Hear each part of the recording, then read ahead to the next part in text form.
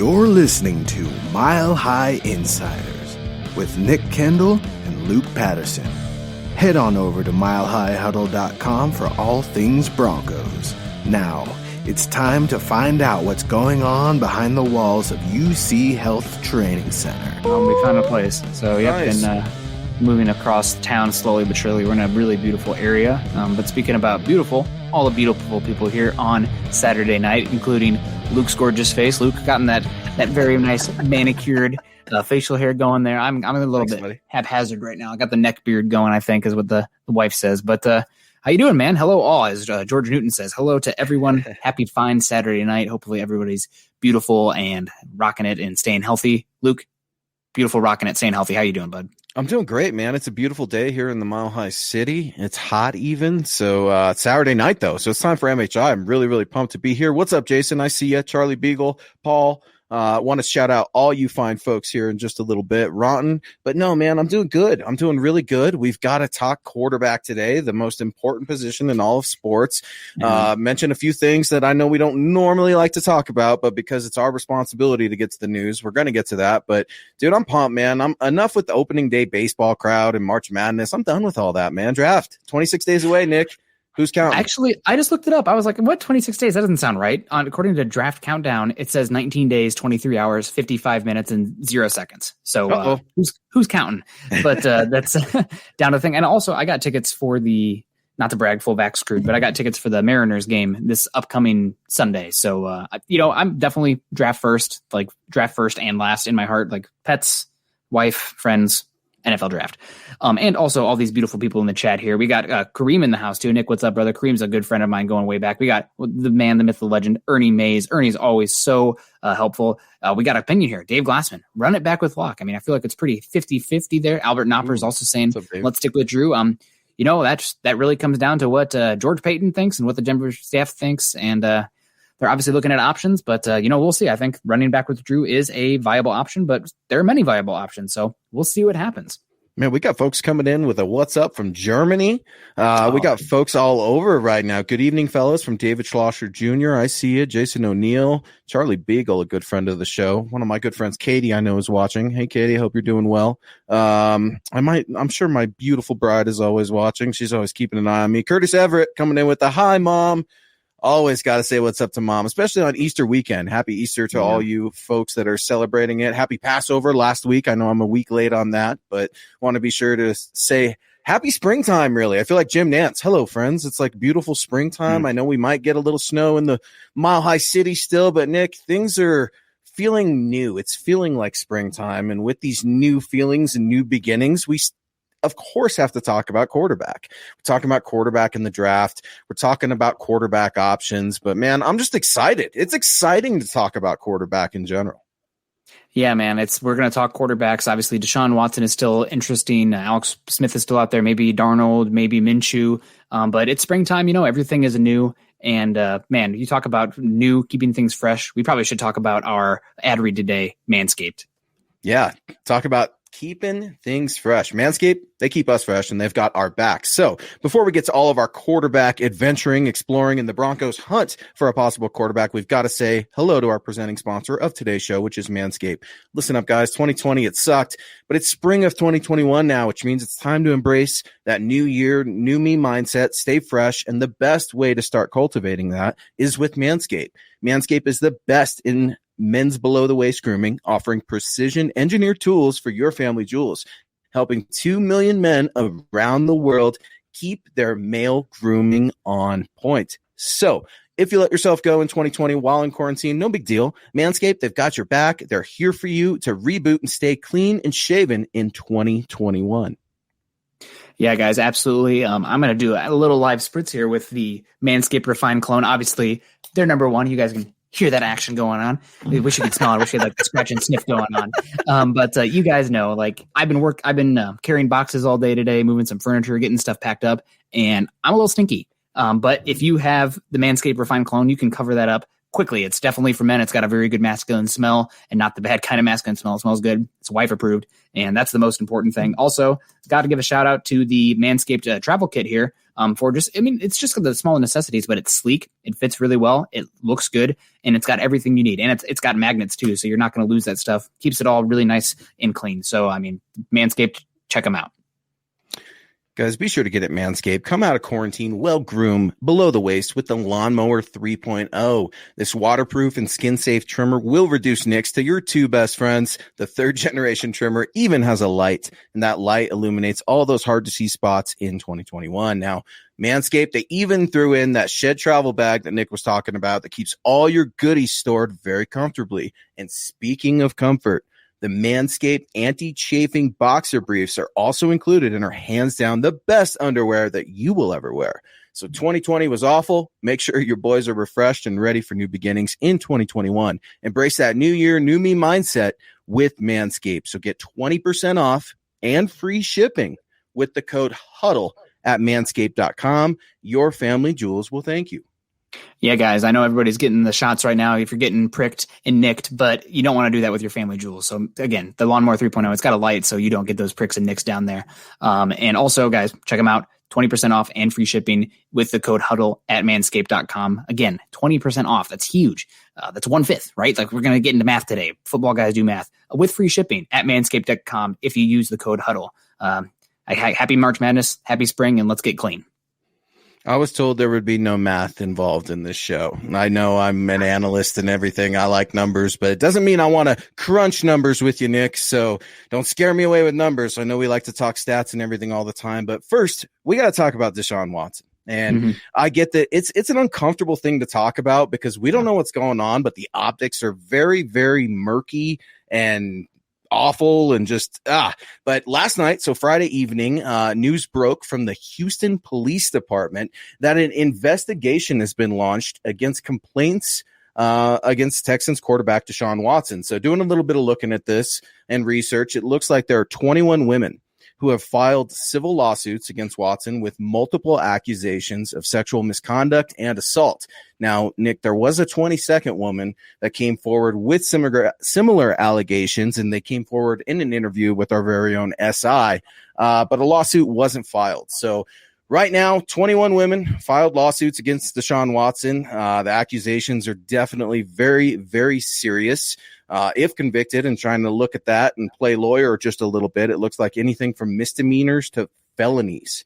Deshaun Watson's lawyer has released a statement. His name is Rusty Hardens, and he gave a statement Friday evening stating that his client welcomed the investigation and called it, quote, a long overdue development. He also said, now we will learn the identity of at least one accuser.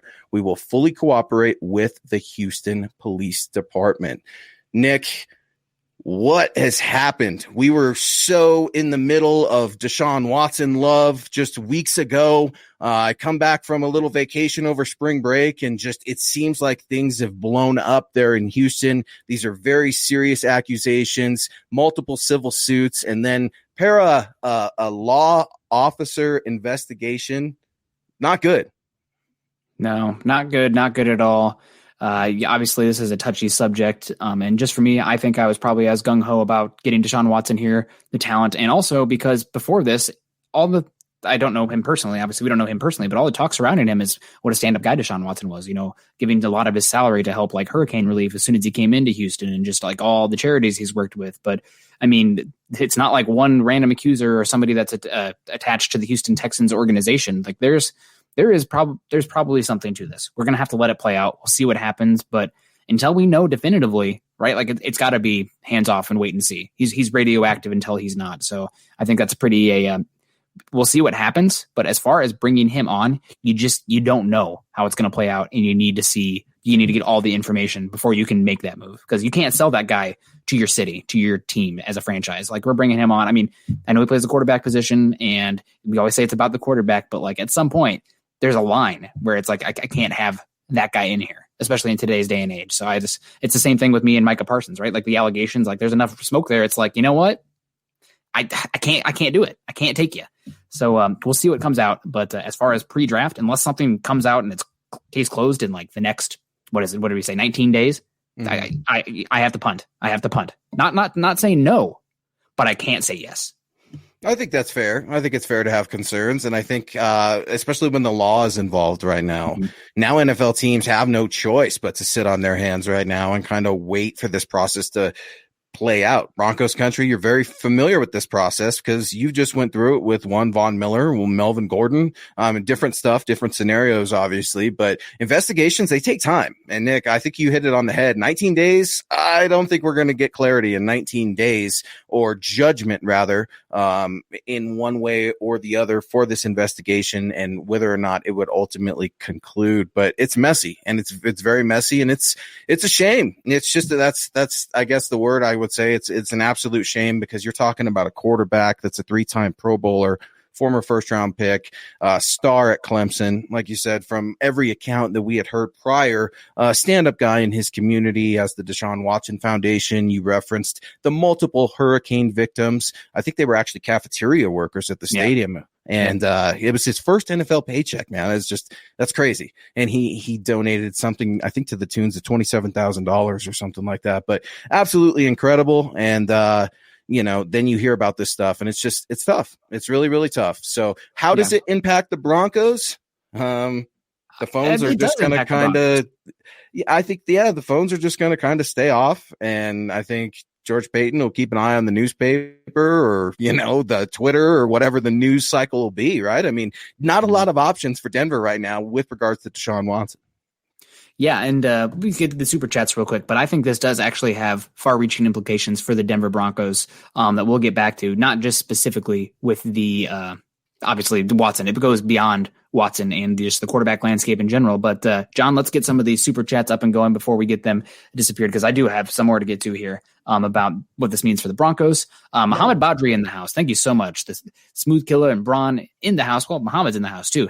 #Beast. We appreciate you, Muhammad, always in here, rocking the swag too. And one of our most ardent supporters, man. We really do appreciate you. Also getting at us on Twitter. You guys can find us on Twitter too. I know that's at the end of the show, but the conversation doesn't end once the show's over, guys. We're taking it to Twitter as well. Social medias. We're about that, it's whatever #addicted, maybe a little bit, but right? We're here. And Muhammad, dude, I see you on MHRT with the mic and everything else. I see you all up in the videos, like Suge Knight would say back in the day, all up in the videos. And then speaking of all up in the videos and MHRT, Mundungus, what's up, Mike? And thoughts and prayers to your dad. I hope he's feeling better. It looks like you shared that he was feeling better. So many thoughts and prayers to you and your family, brother. Mike coming in with, as much as I would have loved to have Watson before the blank hit the fan, I would much rather use the draft capital to move up to 4 and grab a quarterback. See what Locke has and reevaluate if Locke's not it with the rookie. Mike Mundungus Creevy coming in with that 1999 super. What do you think of that, Nick? Because I think that makes sense. Mundungus certainly throwing down some truth, because look, if you've got the draft capital, and we've said it on the show ad nauseum, if you've got the draft capital to go get Deshaun Watson, you've got the draft capital to move up in the draft. What say you? I mean, we all have a quarterback preference. We all love multiple quarterbacks in this draft, I think, and that's a good thing. So what do you say to Mundungus about saying, you know what, let's forget Deshaun Watson and let's go up. Let's get to 4. Let's try to figure out a way to draft a quarterback. Well, there is a little bit of, it's a little bit different for Watson compared to a rookie, because that rookie is an unknown, right? Until you see them out there, you don't know. Deshaun Watson, top 3, top 5 quarterback in football on the field, and you would know that you're getting that. Moving up for a quarterback, there's just always that unknown, that chance of being a bust. So it's a little bit different of a conversation. It's not going to cost as much because of that, but I mean, what the 49ers, they gave up crazy amount, and probably because of the Watson stuff. So you guys know, I've said it on here 100 times. I think there are 4 incredible talents in this class. Oh, Pavi in the house. How you doing, Pavi? Good to see you back in Iowa. Beautiful Iowa. Well, Pavi, thank you so much for joining us on this fine Saturday night. I hear the weather in Iowa is great right now, at least in the eastern side. I think you're in Des Moines. That's I would move up to 4. I would have moved up to 4 a while ago, because I have 4 quarterbacks that I love. I don't know if the Falcons are going to move off of 4 right now. I mean, maybe if you give them an offer they can't refuse, then maybe they would kind of do that kind of thing. But I think that they're going to sit there, and I think if Trey Lance falls to 4, they're going to take Trey Lance. If Trey Lance is not at 4, I think they're going to take Kyle Pitts. And then then you have the shuffling of, well, okay, can you get to 5? And I think Carolina is going to be more aggressive to go up for a quarterback. than the Broncos. And it all comes back to Watson here. If Watson was still available, I think Carolina would have traded for him. But now that he's not, they have to reset their sights. And that means that there's more teams that are going to be trying to vie up to get whoever that fourth quarterback is that on the board. I was talking to John about it before the show, and I'm like, you know what, man? I think Mac Jones isn't going to the San Francisco 49ers. The 49ers, John Lynch and Kyle Shanahan are not dummies. And it's not insulting, but it just bothers me to think that like that's the narrative. And I don't know, man, there's no way. And I like Mac Jones, but there is no way that they give that up for Mac Jones. Now, I personally think they're going Trey Lance. Mm-hmm. Me too. Yeah. Dan Patrick was just on his show 2 days ago. I don't know if you saw this. It was a good. I saw your tweet. Yeah, he said that Mac Jones is Kyle Shanahan's guy. That's who Kyle Shanahan wants. But the 49ers front office did not trade up to 3 for Mac Jones. So now it's a battle between the front office and the personnel guys versus Kyle Shanahan on the quarterback. Front office wants Trey Lance / maybe Justin Fields. Kyle Shanahan wants Mac Jones. In the end, it is Kyle Shanahan's decision. So they have what did we say, 19 days until to switch his mind. But I think it will end up being Trey Lance. And then, that's just probably the most likely thing to me. So we got Tina Fairchild coming in here, rocking the Superwoman stuff. What are your thoughts on the Stanford quarterback, Davis Mills? Davis Mills, I think you guys talk about quarterbacks with small sample sizes with like Trey Lance or a guy like Mac Jones, also small sample size. Davis Mills has even less games. I think he started 12. He was the number 1 pocket quarterback coming out of high school in the same class that Trevor Lawrence and Justin Fields were in. Those guys were dual threat. Davis Mills pocket rated differently in high school recruiting. I think he'd be worth a shot in the 4th round if the medicals are clear. There's stuff that he does that's really well. I think he makes good, quick decisions. The head coach of Stanford, whose name's escaping me right now, he absolutely raves about Davis Mills. But also he's a pocket quarterback. He has more athleticism than Mac Jones, but I'm really inching away from the pocket quarterback. I think you need to offer something with your legs in today's NFL. It's just too hard to get 5 good offensive linemen across the board. It's just way too hard. And if you have a pocket guy, you could be sunk. Well, and the thing about the NFL is it's all about fit. And Mac Jones. Okay, here's the thing, man. I love Kliss. I love him. Love Mike Kliss. I consider him a friend. And he goes on the airwaves yesterday, man, and he goes, Mac Jones would be a good fit for Pat Shurmur. And I was just like, no. I feel like John Elway. No. Bless him, and that's one man's opinion. But there's what quarterback fits Shurmur. You're not drafting for Pat Shurmur if you're looking for a quarterback in this draft. You're looking for a quarterback that you love, a Justin Fields, who I would project the Broncos would move up to go get. Just with the way I think the board is going to fall. I'm not sure, though. The Jets do weird things, man. The Jets could still do silly things. And that would be great if they did, because I think the Broncos could ultimately benefit from it. But let's get to some more supers here, John, because they're starting to add up, and you are on the Mile High Insiders tonight with Nick Kendell at Nick Kendell MHH. I'm Luke Patterson at Luke Patterson LP. Get it, John at John K MHH. Contender View coming in with a $4.99 super. Appreciate you so much. Thank you for your patience, and welcome to MHI. Did a realistic mock draft, and we got Micah Parsons, Asante Samuel Jr., Jackson Carman, Jamar Johnson, Shaka Toney, Davis Mills, and Jarrett Patterson. Nick, how would you grade Contender View's mock draft? I know how you feel about Micah Parsons. I know how you feel about his athleticism and his tape as well. How do you feel about Asante Samuel? I like Asante Samuel. I heard some people have talked about him recently where like, oh, he's much better in man than zone, but I think that's really not the best dichotomy for cornerbacks in today's NFL. I think it's much more important, and it makes more sense to categorize them, whether it be slot or off-ball versus press. And if you're looking for an off-ball coverage linebacker that is a dog and maybe one of the best tackling cornerbacks in the class, that's Asante Samuel. So I would have no issue with them going with him at 40. I think he actually can play the boundary. I mean, we saw Bryce Callahan last year play the boundary, and he's small. Okay, he can play. It's not like he has to press 6'4" Mike Williams at the line of scrimmage. You have off coverage, so you have that quickness and if you are tenacious and a good tackler, you can deal with it if you don't have the sides. It's not a press boundary. We're not playing this Richard Sherman cover 3 going on. Well, let me ask you this. Do you think they get a little bit of a benefit too because of their size? I feel like a large imposing cornerback is probably going to draw a flag a lot more often than an undersized corner. I mean, we talked about Bryce Callahan. He was one of the top cornerbacks in the NFL last year before he got hurt, bless his heart, and I think to your point, man, there might be a little bit of an advantage there.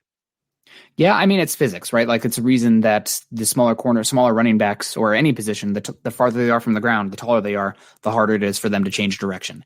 So a guy that's like Asante Samuel, he's quicker. He's got more twitch. He can change direction quicker because he's built more low to the ground.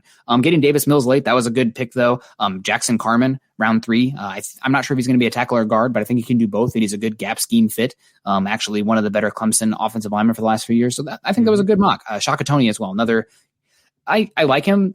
I think in that range is a very good edge rusher. Is one of those positions where if you don't take them like in the first 2 rounds, odds are they're not going to be anything. And I know I say that the Broncos have 2 undrafted guys recently that have done things, but that's just overall. You got to look at the overall sample size.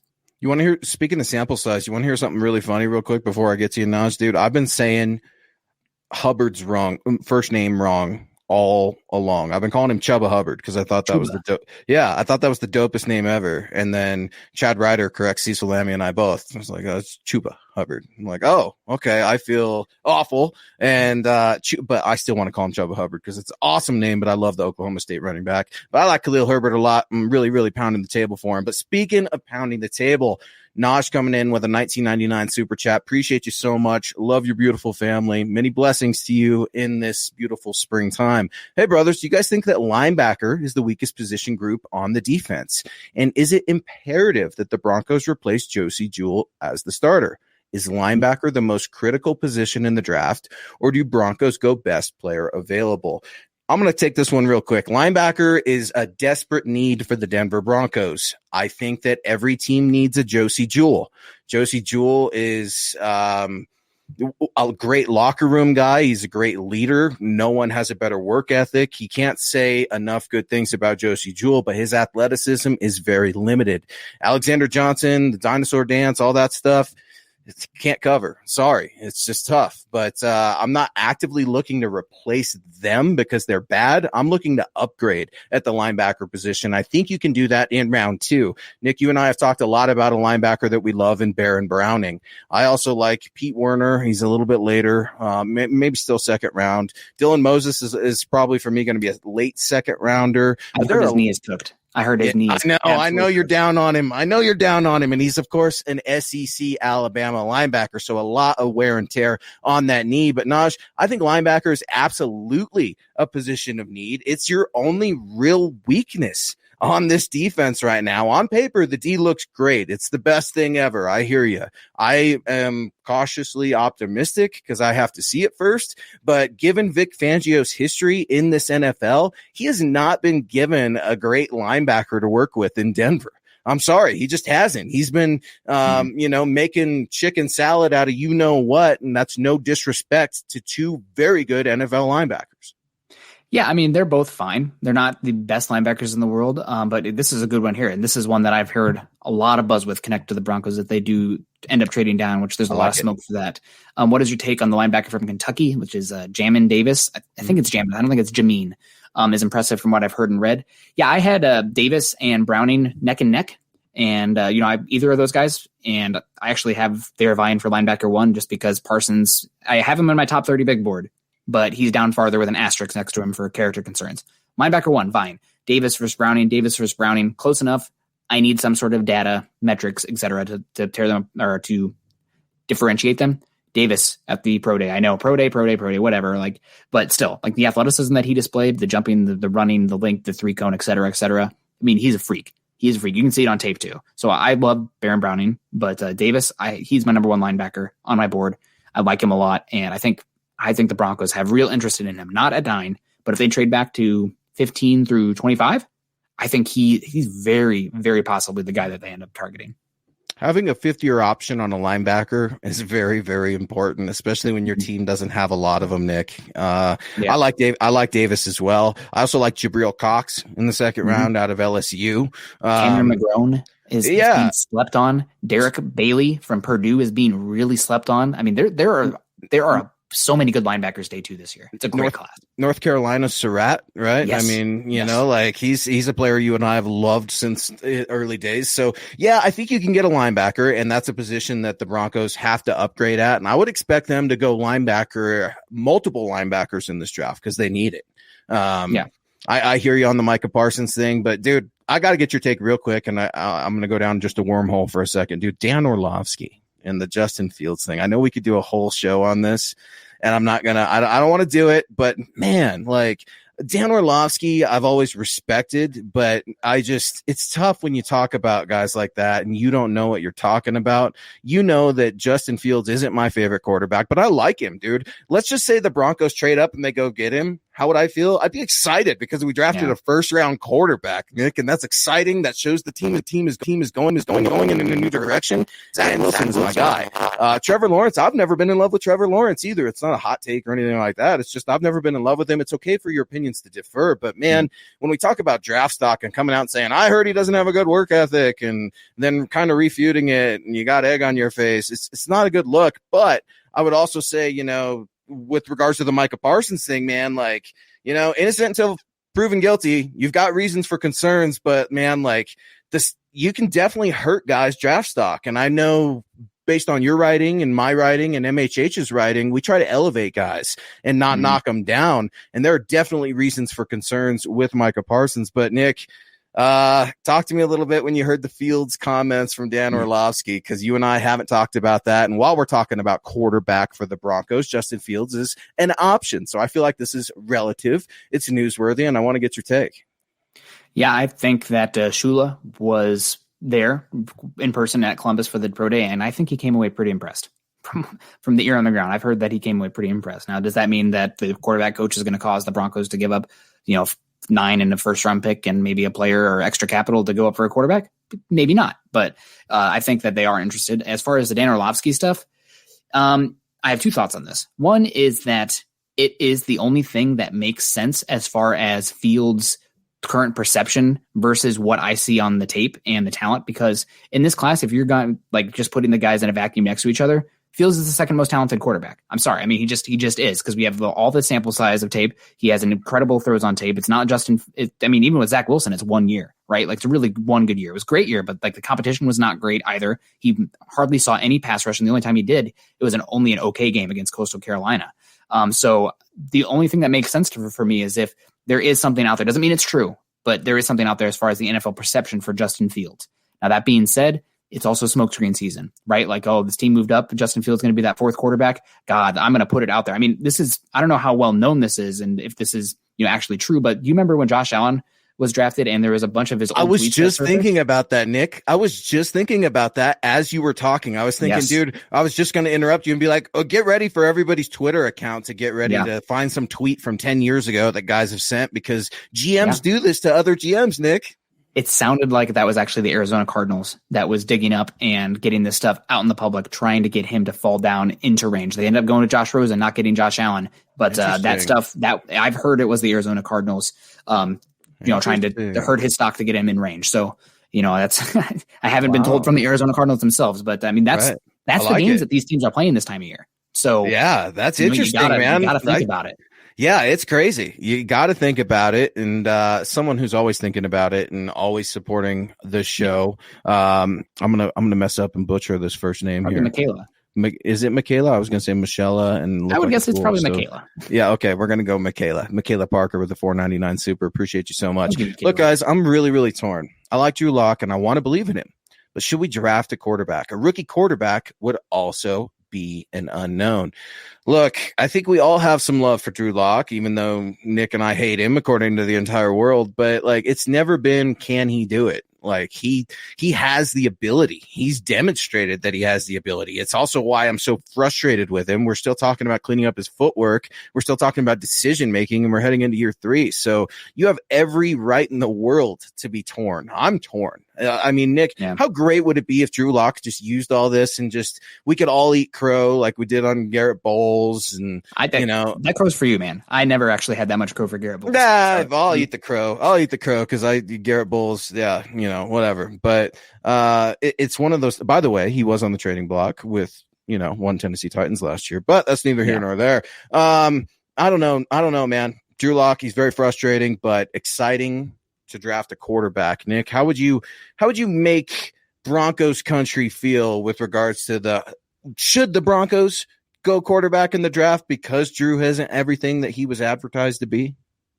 I mean, you're 2 years into Drew Lock and you only have 2 years left and you're picking at 9. And we just saw what it cost for a team to move up from 12 to 3 in an absolutely amazing top of the class of quarterback. If you're not going to do it now, it's not happening. Next year, we're talking about, let's say Drew Lock flubs next year, then plays like a bottom 5 quarterback like he did last year, which I think he can play better than that. Obviously, we saw it down the stretch. He can be better than that. Second year in the system, getting Cortland Sutton back, blah, blah, blah. But if you're going to do it, this is the time. You're not going to have a chance next year. Next year, if Drew Lock flubs, we're talking about you're in the Chicago Bears territory where like you're paying Andy Dalton $10 million a year, or you're in the territory where like, oh, I guess we'll trade for Kirk Cousins because you're not going to be able to go up for a quarterback.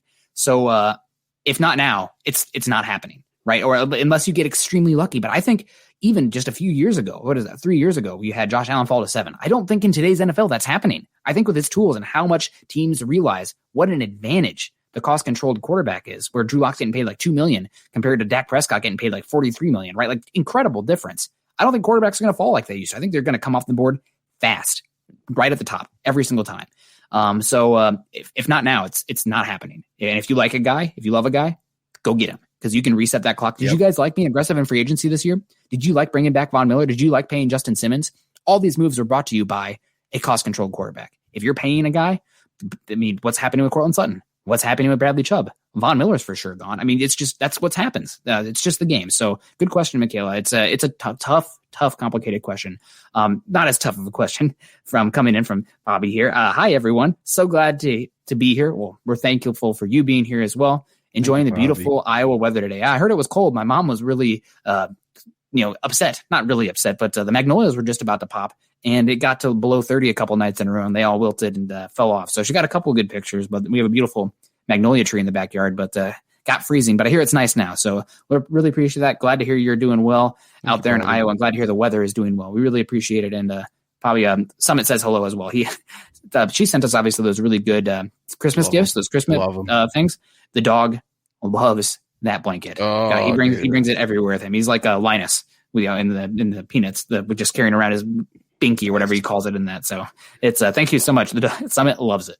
Yeah, Bobby, of course, a huge MHH Super Chat superstar on that Mount Rushmore, as Chad Jensen would say. Appreciate you so much. Love your picture, by the way. Absolutely gorgeous. Love the outdoors. And in the springtime, I would encourage everybody to get outdoors. You guys can also listen to our podcast on Spotify, iTunes, wherever you guys get your pod. So if you don't happen to be joining the show live, don't worry about it. We got your back. John, our producer, he's always hard at work, being sure to get that on the upload, cutting promos, doing all that he does. So many thanks to John. But let's keep it rolling, man, because we've got tons of comments, dude. I saw a comment in here real quick that was asking or saying something along the lines of, Drew Lock makes me miss Case Keenum. Oh, and I'm just like, ouch, man, but I had to read it because it made me laugh and it made me chuckle. But speaking of questions real quick, we got a question from, it looks like 5897. What do you think of Tevin Jenkins, Nick? I love Tevin Jenkins, and if the Broncos, this is how much I love him. He's in my top 10 on my big board. I think he is so good. He met the 33-inch threshold for the arm length. A lot of people were saying, oh, he's going to be 32, and that made me so sad because his tape is the most fun for any of the offensive linemen in this class. That includes Penei Sewell. He is the meanest guy in this class, and he does it with he wears these old reading glasses. He looks like the nicest guy in the world, and he is just an absolute bleep on the field. I'm not just going to censor myself there, but I'm really afraid that he's going to go to the Raiders at 17. They need offensive line help, and he just feels like, oh, we're going to play smash mouth Gruden football, and that would make me really sad. I love Tevin Jenkins. If they can trade back and they would like a right tackle, Christian Darrisaw, talking about character concerns. Also, he's one that I've heard some whispers about. I think he's already gone through 3 agencies in the pre-draft process. So that kind of concerns me a little bit. Also, the tape, there's a little bit of laziness on there. He's just not consistent, doesn't seem as dialed in snap to snap. Not true with Jenkins. And also Jenkins, if he doesn't make it at right tackle, he's going to be an amazing guard. So tested great, mean. I really, really, really like Jenkins. You're in love, Nick. I can tell. Yeah, You're in love, dude. I love it. So good. He is like, you see guys where some players kind of like play patty cake out there, right? Offensive linemen, they just don't have any force. Jenkins, if he gets you, it's like a Dragon Ball Z. Like there's like force behind it when he punches a guy. He's probably one of the best gap power guys in this class. I love it. When you find a guy, you know. And you just know, and I love it. I can tell your optimism. I absolutely love it, man. It excites me. So I'm going to give him another look. Scott Blakely coming in here. Bills fan here. Don't get Deshaun Watson and mortgage your future on him. Don't do it. Go get Justin Fields in the draft. Broncos are not that far off, in my opinion.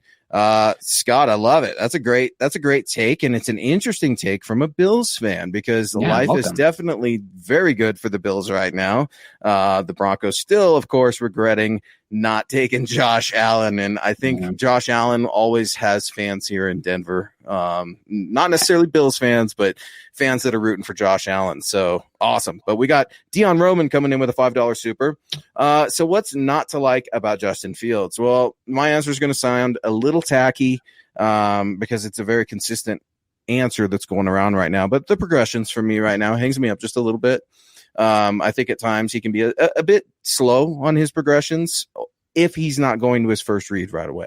That's something that just gives me a little bit of cause for concern. If he's there, would I take him? Yes. He won't be there at 9. I promise you that. He's a great quarterback. He's a first-round quarterback. I like to poke fun at the Ohio State quarterbacks, and I did on Twitter, and I was waiting to see how long until you responded. You must have been working really, really hard that day because I definitely was trying to bait you. But no, man, it's one of those things where you can like multiple guys, Nick. You love 4 guys. I love 4 guys. I even have a crush on Mac Jones. I'll just go ahead and say it. I've got a little bit of a crush. Not enough to love him, but Justin Fields is not going to be there at 9. I just do not see it. Atlanta, man, I would love it if they got Kyle Pitts because then you're going to have to move up if you're the Broncos, and that's the realistic scenario that I think Denver could ultimately face. What say you, Nick?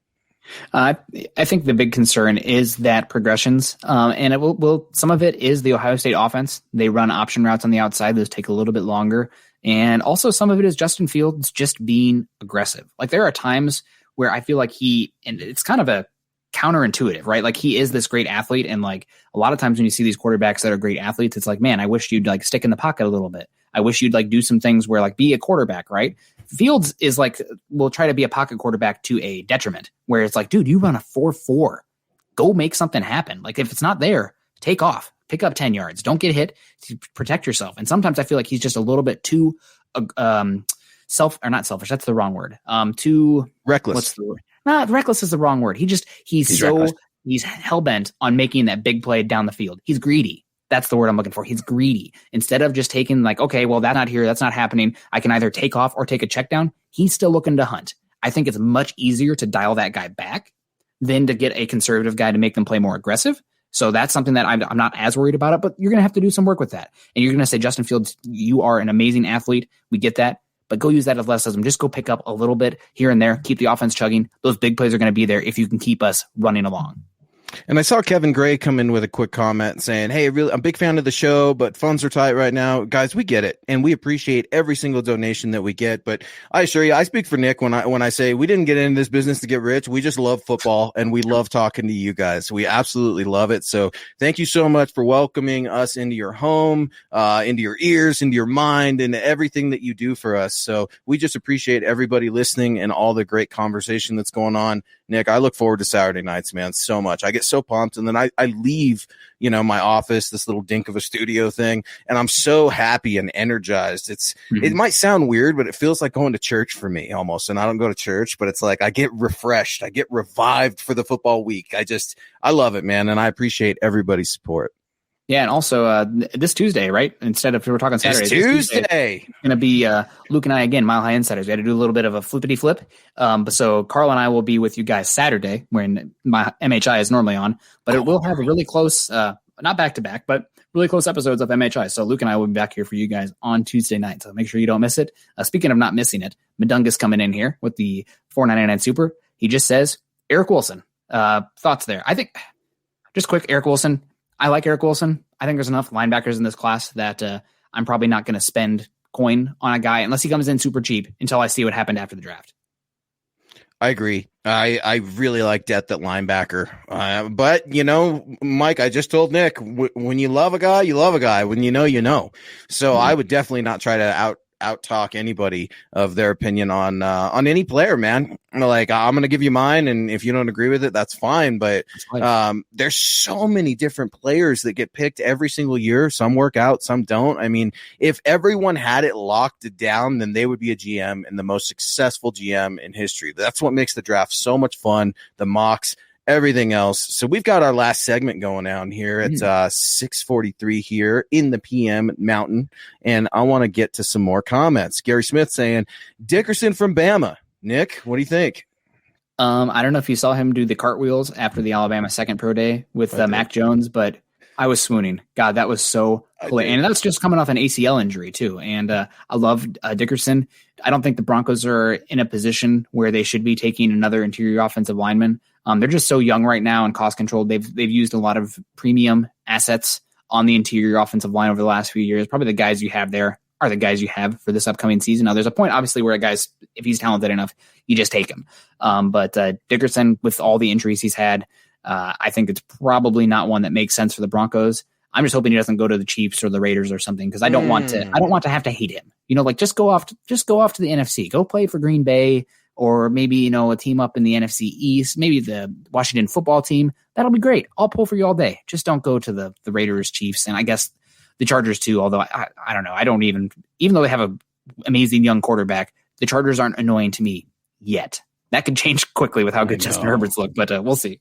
I know it's going to be tough, and oh man, it's the Chargers. They're up and coming, and I don't like saying that, but Mohammed Badri coming in with the $2 super to make me feel better. Appreciate you so much. He's got that cool little fox, our male model for MHH. Everybody, Mohammed Badri, give it up for him. A huge friend of the show. Not even just going to say MHH super chat superstar.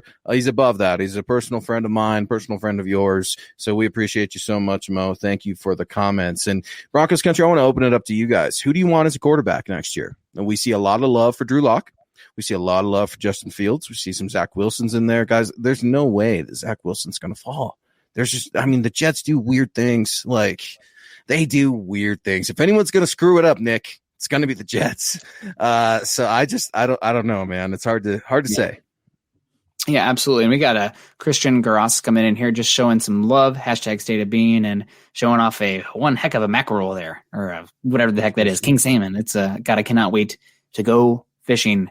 Luke, are you a fisherman at all? Is that your bag, or is that too gross? I want to dude, I'm a hunter, man. You're a hunter. That's yeah, I'm a hunter, dude. I grew up elk hunting and everything like that, but then as soon as I started covering the Broncos professionally in 2017, I had to go away from it all because that's during football season, and it's football season for me. So I want to get back to fishing, man. My parents just got into fly fishing, believe it or not, and they're having a ball. They're having an absolute ball, and we grew up just deep bottom fishing and stuff like that. So I absolutely want to get back to it. My daughter, she's got her own rod and everything. So I got to get to it, man.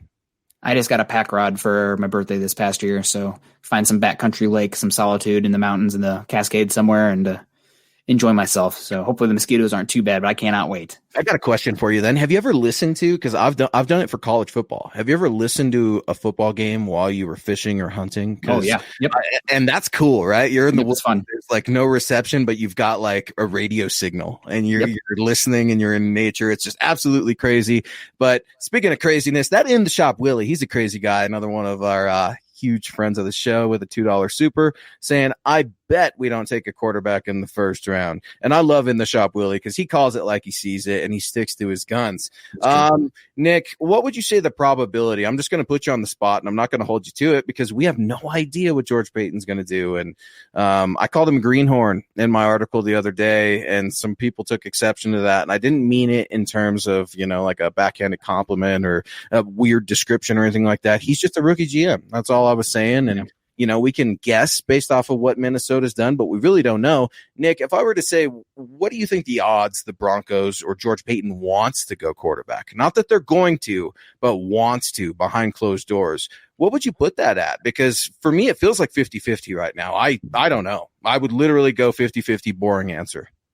I mean, if they were picking 4 overall, I think they'd be taking a quarterback. Right. So just if it's in a vacuum, if they could take, let's say, even take Trevor Lawrence off the table because And let's even take Zach Wilson off the table, just because some people think he's better than Trevor Lawrence. So let's just take him off. You have a chance at Fields or Wilson. I think the Broncos would take that guy. I think they would. I think they'd reset the quarterback clock and take a young talent. And worst case, let's say Drew Lock ends up being the guy. That quarterback's still going to have a lot of value. You're going to bring back good value back on the other side. So Bobby's saying hello to Summit. Summit says hello to you as well. He's probably upstairs, hopefully being a good boy. He's been being a rascal while we're trying to pack up everything. Not helpful. Too much floopy ears in there. Summit and Kenai need a play date. I think that's Lance's new dog. Yeah. So thank you very much, James. But I think it's about 50-50. Lance got a new dog? Got a husky. So dude, I love it. I'm gonna have to check it out. I've got a husky myself. There's some talkers, man. We love dogs, dude. We love dogs, cats. Man, I love it, dude. Okay, back to business. Thank you, Bobby, for screwing us up and getting us on puppies and dogs, because we love everybody so much. All right, what's the problem? How about this? I'm gonna change it up on you. Does George Paton want to move up? I think if the right guy comes down and the price is right, yes, I think he does have a very strict price, though, where he would say, you know what, not for me. So I think you'd love to. I think odds of trading up, though, I'd go 15%. I don't think it's super likely. I think if the right thing happens, it could, but I think Carolina is going to be reckless, and I think they are going to be the team that goes up. I think Denver is more likely to trade back. Everybody cover your ears. I think it'd be a trade back and get somehow bring in Sam Darnold to compete with Locke. Spider-Man pointing meme all you want, whatever. And then fill out the rest of the roster with top 100 picks to get this roster in not only in good shape for 2021, but 2022 and beyond. So we got Glenn coming in here. I have a husky size dungarees. Oh. Yeah, man. I love it, Glenn. Glenn Hauser, another one of those MHRT folks. Love it, buddy. And happy Easter to you and your family, and happy spring to everybody. It's starting to get beautiful out there, everybody. And join us in going outside, man. I feel like, people spend too much time on their phones. I spend way too much time on my phone, and we got to get back to it. But once the draft is over. Yeah, once the draft is over. Roger coming in. Greetings from Mexico. Dude, I love it. Broncos country all over the world. Nick, would Kellen Mond and Drew Lock be a good quarterback room for the Denver Broncos? Oh, man, you're just talking about like Drew Lock, Kellen Mond, similar stature, similar. I don't think it's a good option for the Broncos. If the Broncos had a veteran quarterback here that was kind of on his last leg, are we going to move on soon? Let's say the Broncos had Matt Ryan, right? Kellen Mond would be a great pick in the second or third round because he has tools where you could see him putting it together and being a guy. However, it's just not consistent on tape. And that guy typically falls to the second round. Cough, Drew Lock. So we will see what happens with Kellen Mond. But for the Broncos themselves, I just think that does not make a lot of sense. I think if it's going to be somebody like Minshew, somebody like Darnold, maybe Alex Smith, God, I hope not Nick Foles. Pat Shurmur, if you get your way, I'm going to be very upset. Nick Foles makes me so up. Like, I would be so upset. Rank and Kliss keep talking about him, dude. So I feel like something's there, and it's bothering me because those guys don't just say stuff for no reason. And Kliss still bothering me with the Mac Jones comment yesterday because I'm like, interesting. I'm listening. And again, I like Mac Jones, but I don't love him. And there's no way I would take him at 9. I ultimately think, I was telling John, I think the Panthers are going to bite and get Mac Jones. That's just my personal opinion, not a hot take or anything like that. But Robert Castro coming in with a question: is J.C. Horn a reach at 9? Not if you love him. No way. I love J.C. Horn. I love Patrick Surtain. I don't love Caleb Farley. Medical concerns. Yeah. That back, I know it's minor or whatever. It doesn't sound too minor to me when it's the back and you're a young guy and you're a freak athlete and I need you to use that back and bend. And I just don't see that getting better with age. But what do you think about J.C. Horn, particularly at pick 9 to the Denver Broncos? Too rich? It's one that I wouldn't love, but it's because he's kind of a guy that could go anywhere from like 10 all the way to 20, right? Yeah. This is that huge range, and you don't want to be taking that like first guy off the board when you have a bunch that are ranked the same. You'd rather get closer to the end when they're starting to get off that tier. So not too rich at 9. If he's your guy, great. I do think he's better in a press scheme where he can use his hands. Off scheme, I think he gets a little bit grabby. That's something that he can improve upon. I mean, he is an athlete, but it's going to take some time. But if he's your guy at 9, I don't think that taking a cornerback this year in the first round is bad strategy because you have 2 cornerbacks coming off the board next year, and you have 2 cornerbacks who are injury prone as well. So if you want to take a guy and keep that area strong, by all means, I have no issue with that. Maybe it's one that you can get at day 2 instead, or punt until next year. But if he's your guy, then swing, man. It's that simple. Yeah, I don't think we would be upset if it was JC Horn based off of your reaction.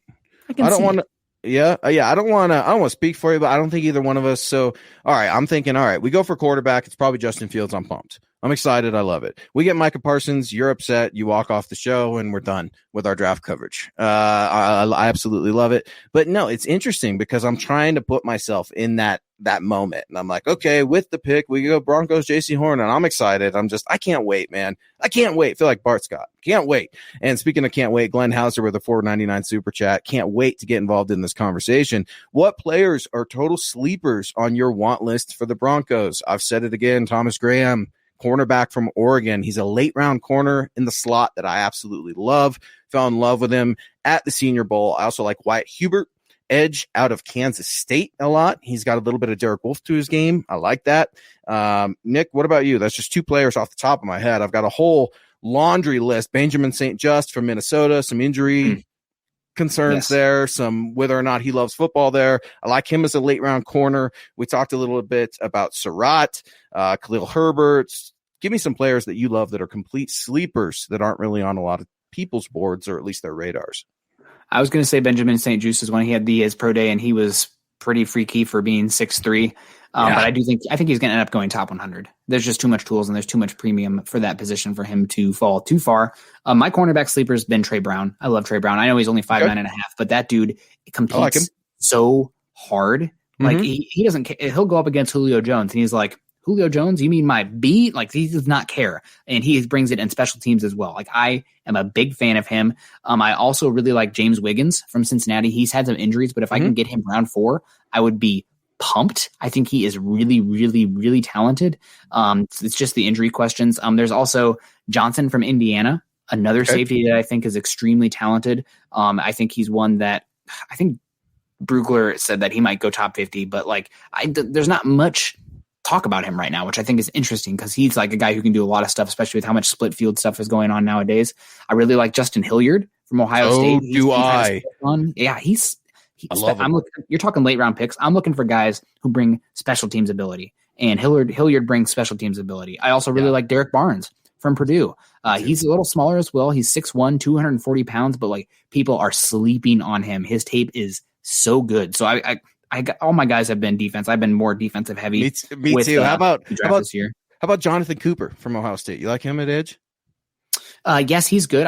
Peyton Turner, edge from Houston, is really good. I have also done some work on the tackles deep. I really like Tommy Doyle from Miami, Ohio. Oh, he's my really bad. Good. Yep. Yeah, okay. Tommy Doyle. I'm thinking of Tommy Kramer, the guard from Notre Dame.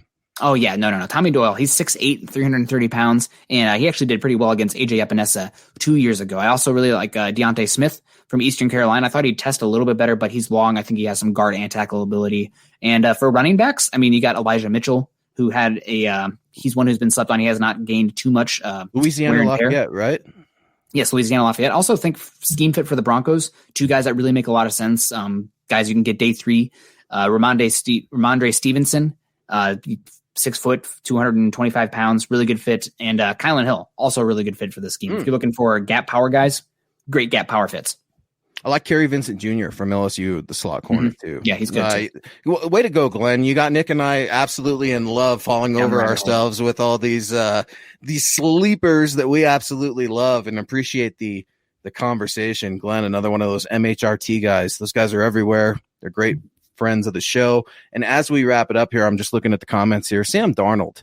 Not a big Sam Darnold guy. You and I continue to talk about it because it's still in the news. You know, if the Jets go Zach Wilson like we expect them to go that way, at least I think that the price for Sam Darnold is definitely going to go down. I know you've said that third rounder would be interesting to you in Sam Darnold, but what do you think is going to happen with this Sam Darnold thing? I think he's going to get traded on day 2. I think I think a lot of people know that Jets, it's a staring contest right now. Jets, you're going to trade Darnold, right? Like we know you're going to do it. You're asking for a second rounder. Get the hell out of here because you only have 1 year left of real control because I don't think anybody's going to extend the 5th year option for $19 million. So we're not going to do it until we can get him for like a late 3 or a mid 3. So I think he's worth, like if you're going with Locke this year, based on what he's played so far, you're betting on tools and improvement in a situation, right? Like I guess double down, right? It's the same thing. You're just doubling down, like hit me, right? I'm hitting at 17, but we need a home run. We're going to need to get 21 if we're going to win with a quarterback. Right. So you're just doing that. And a 3rd round pick. I mean, if you turn him around and even if he's adequate next year, let's just say like he's average, that probably gets you close to a 3rd round comp pick back because teams pay quarterbacks so much and it's not slotted based on the position for that comp pick formula. So like, I don't think it's actually the worst bet ever. And there's still talent there. He's younger than Drew Lock. I think that I would probably rather have him than Minshew because I would rather I'm swinging for the fences at the quarterback position. I'm not going for a base on balls. And I think Darnold has a better chance to be a home run compared to Minshew, who I think is good, but I think his ceiling is much lower. So it's not a fun strategy at all. Like rather trade up for a young rookie quarterback. But I think it's a viable one and one that is probably more likely to happen than a lot of people want. But it beats the pants off of a Joe Flacco signing, a Case Keenum signing, et cetera, et cetera. There's just much more excitement there. I threw a tweet out the other day, some sources I talked to talking about the Broncos that are very lukewarm on Sam Darnold. The connection is there because the need is there at a quarterback upgrade. We know for a fact that George Paton has tried to upgrade the quarterback position. We don't know if he's currently trying, but the optics certainly suggest that he is. Whether or not there's a Mac Jones conspiracy, I don't know. It's fun to think about. I love this season, the season of lies, as we commonly refer to it. But as we start to wrap up the show, Glenn Hauser with a $4.99 super coming in. Appreciate so much, buddy. Could you guys see Denver trading a 3 to the New York Jets for Darnold and then trade back for a 2 or a 3? Everything's getting scrambled up. Let's do this one first. Mundungus, this one was already up here. If we don't trade up for a quarterback, move back and grab Darrisaw in the first and grab Davis and Monde in the second. Monde reminds me of Russ Wilson. Monde's got a shot, but he's just too inconsistent, so he's going to be a day 2 quarterback. But if you want to take a swing on him, Jamie Newman or Monde or maybe even Davis, I think that's a guy. You understand that it is a scratcher and the odds of winning big on that is low. But if you win big, then God bless, right? Like that's awesome. It's just don't depend on them. It's just taking a flyer. That's what day 2 quarterbacks are. Sorry, that just is what it is. If you Darrisaw in the first, maybe I would prefer Tevin Jenkins if you're going that route. If he's there, I don't know. I've just heard some concerns about Darrisaw, and he's really talented, but like your offensive lineman is one where the highlights are good, but I'd rather have a guy who is a B constantly rather than a guy who gets like 2 A+ plays a game, right? Because it's more about having just consistency, play to play. If you have one bad play in a football game as an offensive lineman, you might have had a bad game. Just depending on what happens. So it's definitely interesting. I think if the Broncos do trade back, though, you could definitely see them using that capital to bring in a Sam Darnold, which I think was what our next super was from Glenn as well. Okay. Well, John's looking for it. But yeah, I think trading for Darnold makes sense, especially if the Broncos trade back. But we'll see. What about Mustafa Johnson? Interesting player, a little bit small. Guy that I'm not really sure what's going on here for his length, right? Like I don't think he can play multiple gaps. Maybe you take an undrafted free agent flyer on him. Maybe they sick or round 6, round 7, but somebody that I just don't see the specs to be a quality NFL contributor. But things happen. Maybe he turns out. Yeah, and I'm having a hard time trying to find it too. But Glenn Hauser, I hear you on Sam Darnold, man, and trying to figure out what that's going to be like. I think that one of the biggest reasons the Broncos are connected to Sam Darnold is because I think it's a move that John Elway loved. He loved Sam Darnold. We know that. He also loved Drew Lock, and had to be talked out of not picking him in the first round multiple times. It's a familiar territory. It's a familiar zone, but I don't see it. I would be upset. I'd be really upset if Sam Darnold was here. I just don't like him. I don't want him. I hate him. I hate him. I don't hate him. Okay, Nick Foles or Sam Darnold? Sam Darnold. Okay, there we go. Nick, for the love of God, can we not pretend that there's not an issue with this franchise when Mitchell Trubisky is picking the Bills as a backup over a start? I mean, I was happy. You were happy that he didn't come here too. Yeah. But that's embarrassing, dude. I mean, good Lord, what has happened to this freaking franchise? It just blows my mind. Yeah, man. I mean, life without a quarterback, right? Yeah, we should probably get moving. Oh, we got Kyle coming in here. Oh, sorry. I'll take the hands off the wheel.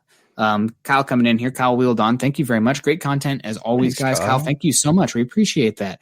That means a lot. We really, that's so helpful. Yeah, this helps us do what we do, and we love to talk football, and we love to hear from you guys. This is like one of the most interactive shows I've ever been a part of. I absolutely love it. It's crazy for me to see where Broncos country is at. Like when you've got cats coming in here from Mexico, you've got cats writing in from Germany, from all over the United States, from all over the world. I just absolutely love it. And guys, this has been Mile High Insiders with Nick Kendell at Nick Kendell MHH. I'm at Luke Patterson LP. You guys can get at our podcast. I'm going to drive John here crazy while I do some plugs at MHI_football pod. Be sure to get at Twitter at Mile High Huddle.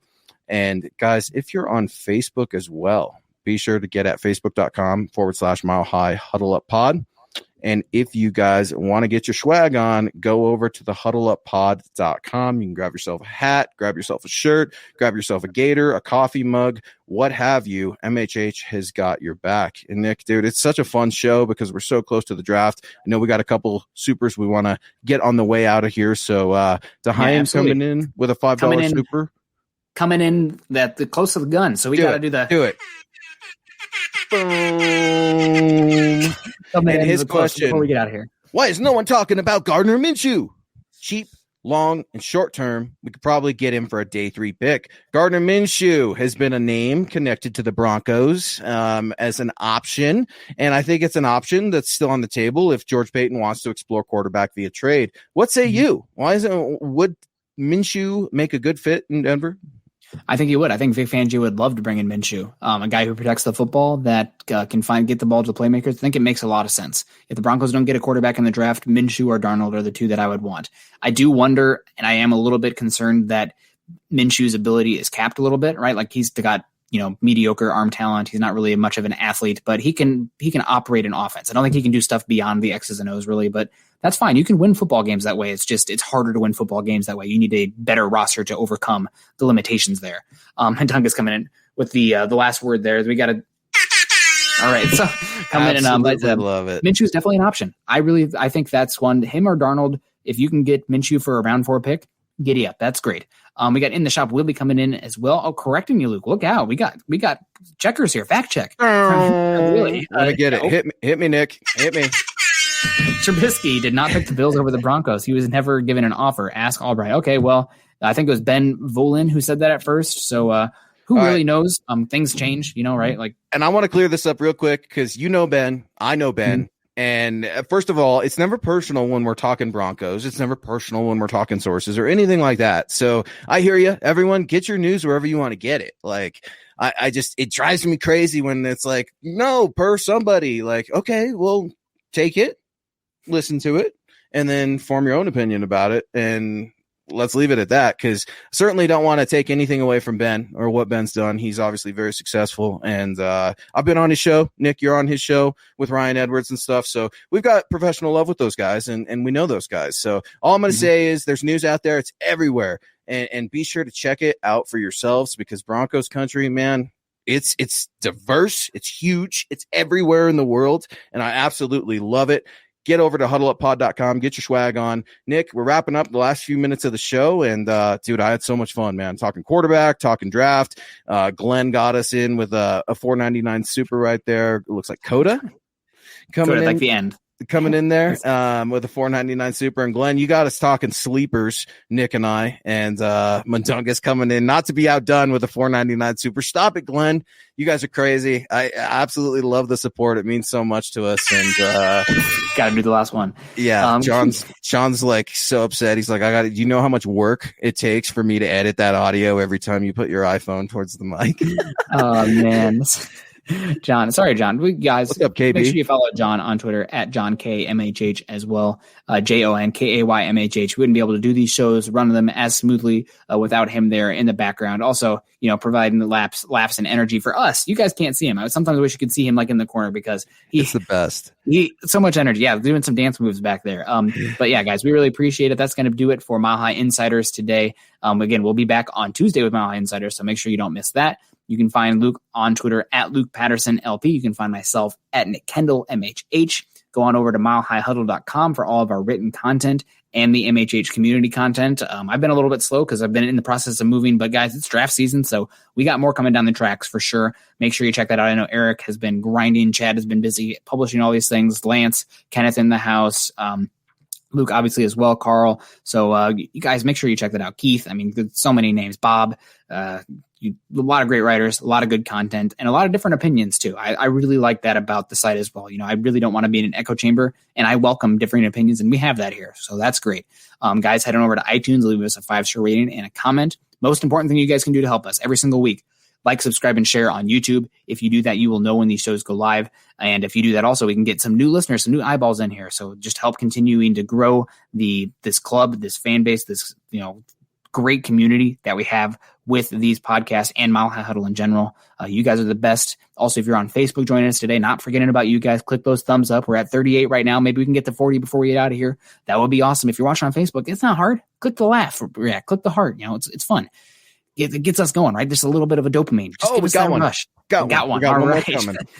All that can really help us, guys. We really do appreciate that. Again, on Twitter, follow us for our main accounts at Mile High Huddle and at MHI_football pod.